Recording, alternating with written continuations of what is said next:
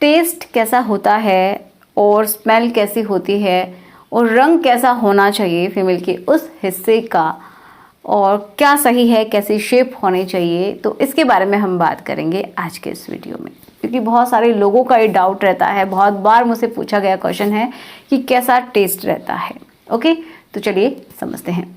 देखो, अगर हम फीमेल की बॉडी को समझते हैं तो सिंपल सी एक स्ट्रक्चर होती है, हम सभी जानते हैं। अगर शेप की बात करें तो ऊपर का जो हिस्सा है, ऊपर एक हड्डी की जैसी होती है, वहाँ पैर होते हैं और दोनों साइड में क्या है, एक लिप लाइक स्ट्रक्चर होती है और इंटरनल भी इसी तरीके से होती है। उसके अंदर 2 ओपनिंग्स होती हैं और उनसे ऊपर होता है क्लिट, ठीक है, जो कि सेंसिटिविटी के लिए बहुत हद तक जिम्मेदार रहता है। तो ये शेप है नॉर्मल, मतलब एक तरीके की स्ट्रक्चर है। अब ये थोड़ी बहुत डिफरेंट हो सकती है, बहुत तरीके की शेप्स होती हैं। तो कौन सी शेप है जो कि सबसे ज़्यादा पसंद की जाती है?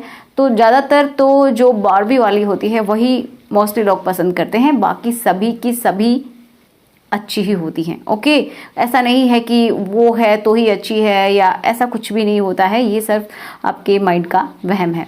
ओके, अब कुछ लोगों का माइंड में एक क्वेश्चन ये भी रहता है कि अगर वहाँ की जो स्किन है, जो आसपास की जो स्किन है वो बहुत ज़्यादा डार्क है तो क्या किया जाए? देखो, जो आपकी नॉर्मल स्किन है अगर उतना ही थोड़ा बहुत डार्क है, 1 शेड या फिर 2 शेड डार्क है तो ठीक है, कोई प्रॉब्लम की बात नहीं है। या फिर ऐसा है कि अगर आपका पहले से ही डार्क है तो भी कोई प्रॉब्लम की बात नहीं है, जब से आपने होश संभाले हैं तब से ही आपको ऐसा दिख रहा है तो कोई दिक्कत की बात नहीं है। लेकिन हाँ, अगर आपका पहले नॉर्मल था, उतना नहीं था, लेकिन बाद में धीरे धीरे आपका ये जो पार्ट है वो बहुत ज़्यादा डार्क हो गया है, या तो आपने वहाँ के हेयर हटाने के लिए कुछ यूज़ किया होगा, या फिर जो हार्मोनल चेंजेस होते हैं उनकी वजह से भी कभी कभार हो जाता है। तो अगर ये कारण है तो क्या कर सकते हैं आप डॉक्टर के पास जा सकते हैं, क्योंकि कभी कभी इंटरनल कारणों की वजह से भी वहाँ का जो कलर है वो बहुत ज़्यादा डार्क हो जाता है, वहाँ की जो स्किन है वो डार्क हो जाती है, तो आप डॉक्टर के पास जा सकते हैं। हाँ, एक बात और है कि कुछ लोग क्या करते हैं, अगर थोड़ा सा हाइजीन का केयर नहीं रखते हैं तो भी वहाँ पे मैल की परत जम जाती है, तो वो प्लीज़ उसको अच्छे से क्लीन कीजिए, वहाँ की साफ़ सफाई अच्छे से रखिए। हाइजीन प्रॉपर तरीके से आप रखेंगे तो नेचुरली थोड़ा सा इम्प्रूव होता है।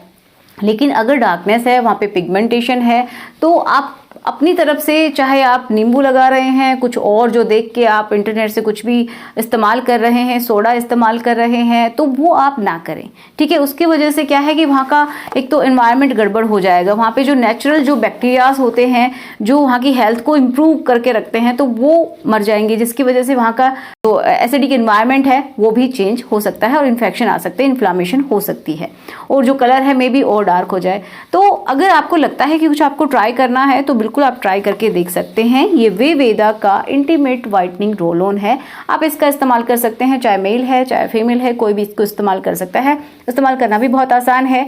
ये आप सिंपली क्या करेंगे, इस तरीके से आता है, रोल ऑन है बिल्कुल, तो आप इस तरीके से आप ट्राई कर सकते हैं। और जहाँ पे भी आपको इस्तेमाल करना है ना, तो आप पहली बात तो ये कि आप उस पार्ट को क्लीन करेंगे, नहाने के बाद आप इस्तेमाल कर सकते हैं।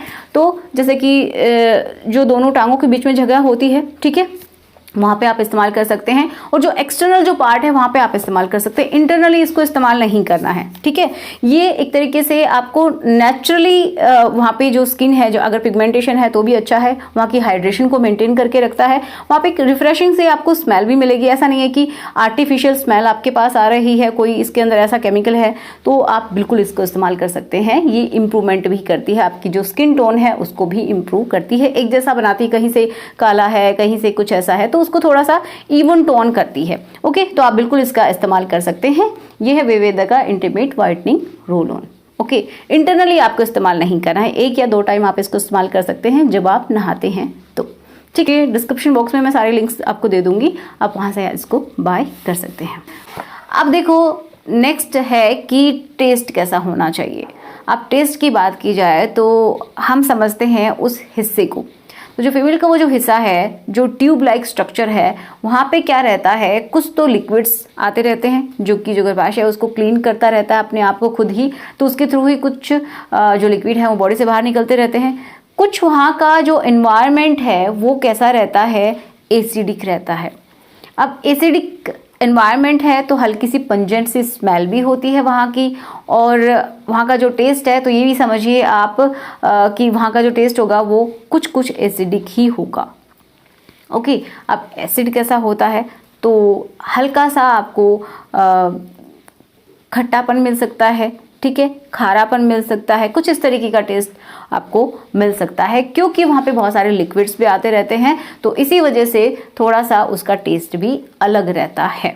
ओके, तो यही इसका कारण। तो आशा करती हूँ कि आपको वीडियो अच्छा लगा होगा। अगर वीडियो आपके लिए हेल्पफुल है तो मुझे कमेंट में बताइएगा। अगर आप चाहते हैं कि कोई और टॉपिक जिसके ऊपर हम बात करें तो प्लीज़ उसके बारे में भी डिस्कस जरूर कीजिएगा। ठीक है, तो चलिए मिलते हैं नेक्स्ट वीडियो में। Thanks for watching, good bye.